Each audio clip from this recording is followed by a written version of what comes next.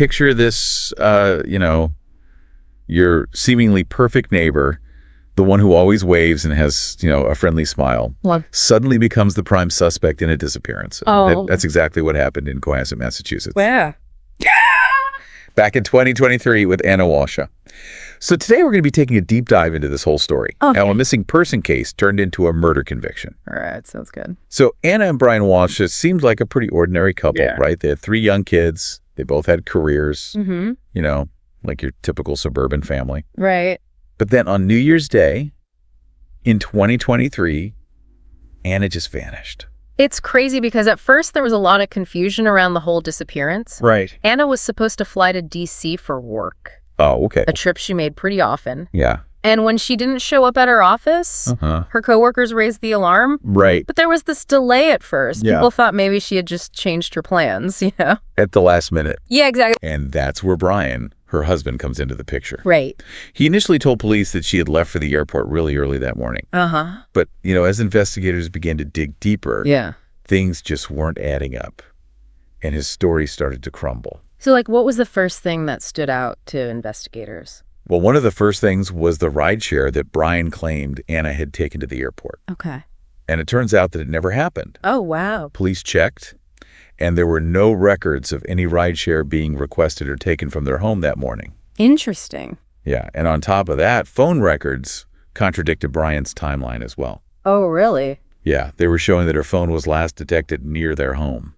Ah. Not going towards the airport at all. So it's like pieces of the puzzle just weren't fitting together. Yeah, exactly. And there was another pretty important detail that immediately raised red flags for investigators. What's that? Brian was actually under house arrest. Oh, wow. For a previous art fraud conviction. So he had some legal issues. Yeah, his movements were being constantly monitored. Right. So this made his alibi even more suspicious. I bet. Think about it, with his every move being tracked, even the most ordinary activities suddenly become really significant. Oh, yeah, definitely. Well, investigators, they actually obtained surveillance footage from a local hardware store. And it showed Brian, just 2 days after Ana disappeared, buying a whole bunch of cleaning supplies. Like what kind of cleaning supplies? Mops, buckets, tarps. That's not exactly your typical shopping list. Right. Yeah. Talk about suspicious. Yeah, so it's like everything just started to unravel. Yeah. It's interesting because this case really highlights a trend we're seeing more and more in criminal investigations. What's that? The growing importance of digital evidence. Oh, yeah. Nowadays, you leave a digital trail everywhere you go. Exactly. A few decades ago, this wouldn't have even been a thing. But today, these digital footprints can be just as crucial as fingerprints. Right. And in this case, what investigators found on Brian's computer was incredibly damning. They discovered a series of Google searches made just days after Ana's disappearance. And these searches sent chills down their spines. What kind of searches? Things like how to dispose of a body and how long before a body starts to smell. Oh my gosh, that's terrifying. I know, it's bone-chilling. And those searches directly contradicted all of Brian's claims of innocence. Right. It was a clear indication that he was not only involved in her disappearance, but that he may have taken steps to cover up his actions. Right. It's like he left a digital trail of breadcrumbs. Yeah. Leading right back to him. Leading straight to him. And these digital breadcrumbs, coupled with the physical evidence that was found at the Walshe home, really painted a grim picture. Yeah. And what were they finding at the home? Well, they found bloodstains in the basement. Oh, gosh. And a broken knife. It's like a scene straight out of a nightmare. It was horrifying, and later DNA testing would confirm that it was Ana's blood. Oh, wow. And the presence of the broken knife just added this whole other layer of horror to the story. Right. Suggesting a possible struggle. A confrontation. Exactly. And so what had started as a routine missing person report had quickly transformed into something way more sinister. Right. A potential homicide. It must have been so hard for Ana's family and friends to process all of it. Oh, absolutely. Just imagine, that initial confusion and worry giving way to this creeping sense of dread. And all of this was happening under the intense glare of the media spotlight. Oh, yeah. That quiet town of Cohasset was suddenly thrust onto the national stage, and everyone was fearing the worst. Yeah, and this investigation was about to take another dramatic turn. Oh, really? Yeah, remember that surveillance footage of Brian buying all those cleaning supplies? Yeah. Well, it led investigators to a very specific location in their search for Ana. Okay, so before we get into the details of that search, let's take a step back and talk about Brian's possible motive. Because to understand the why behind this case, we need to look at the complexities of their relationship. That sounds like a great place to stop for now. Yeah. We'll pick up the story and dive into the prosecution's case and those alleged motives behind this whole tragedy when we return for part 2 of this deep dive. Sounds good. See you then. All right. So we left off talking about a possible motive. Right. Everyone was wondering why. Yeah. What could possibly drive someone to do something like this? Well, prosecutors, they argued that Brian was really struggling financially.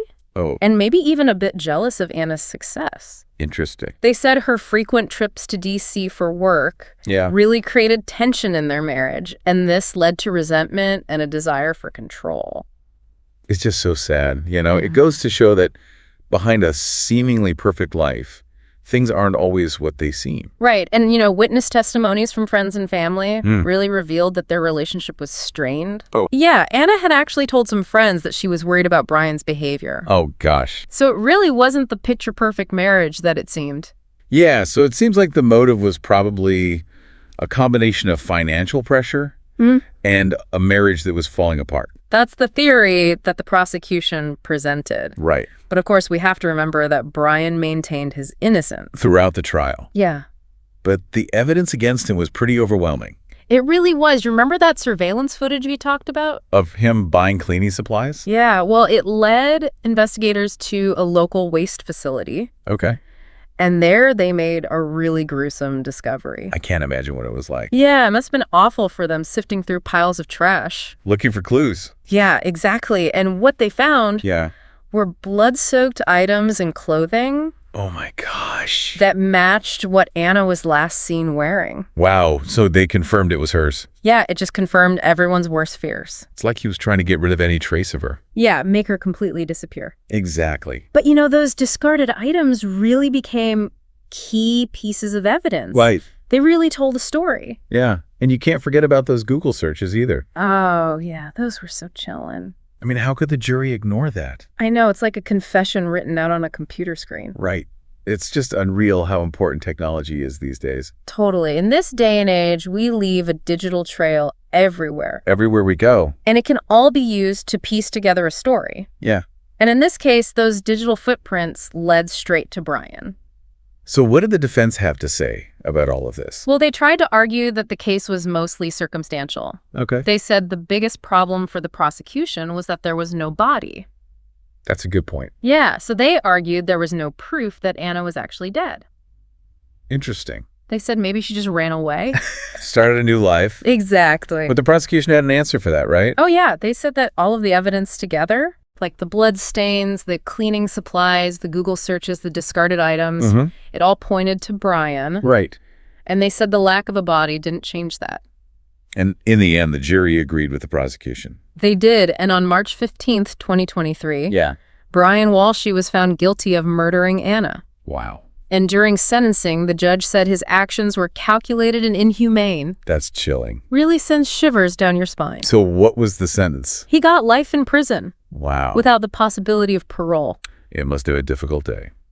Yeah, I mean, a mix of relief that justice was served, but also just incredible sadness for Ana and everyone who loved her.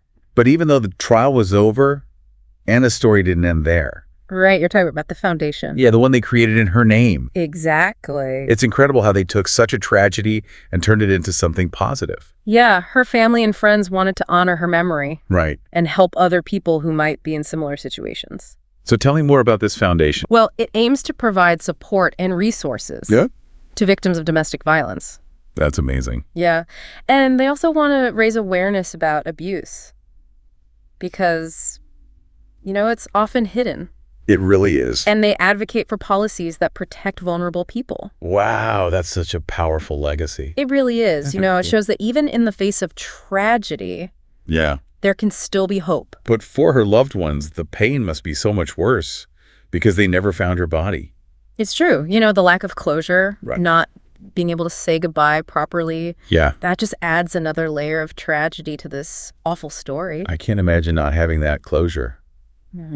It's just heartbreaking. And this case has been such a stark reminder that domestic abuse really can happen to anyone. Yeah. And it was successful. She was a devoted mom. It's just a reminder that darkness can lurk anywhere. It really shows that domestic violence doesn't discriminate. It can happen in any community. To anyone, and I think Anna's story is a wake-up call for all of us. I agree. To be more aware, more vigilant. Yeah, we need to be able to recognize those signs. And trust our instincts. When something feels off. Absolutely. Because sometimes the most powerful thing we can do is listen. Right. Just offer a safe space for someone to talk. Exactly. No judgment. Just a listening ear. And it's important to remember that leaving an abusive relationship is incredibly difficult. Oh, it is. It's not easy, and it can even be dangerous. Yeah. Victims, they face so much. Emotional manipulation, financial control. Threats. It's a lot. And that's why organizations like the one created in Anna's name are so important. Absolutely. They provide so much support and resources. Yeah. They help victims navigate this really complex and terrifying process of escaping that situation. Right. And they're not just helping victims directly. No, they're also raising awareness. Yeah. And trying to change the system. It's about making sure that stories like Anna's don't get forgotten. That's right. They have to be catalysts for change. Exactly. So as we wrap up this deep dive, it's clear that this case is about so much more than just a crime. Right. It's about understanding domestic violence. Recognizing the red flags. And doing what we can to protect the vulnerable. You know, as we end this, I want to leave you with one final thought. Okay. What can we all do to create a world where everyone feels safe to get help? It's a big question, but such an important one. Without feeling ashamed or scared, you know? It's about breaking the cycle of abuse. And making sure tragedies like this don't happen again. It's a challenge, but it's one we all need to face head on. Exactly. Thanks for joining us for this deep dive. I hope you learned something today.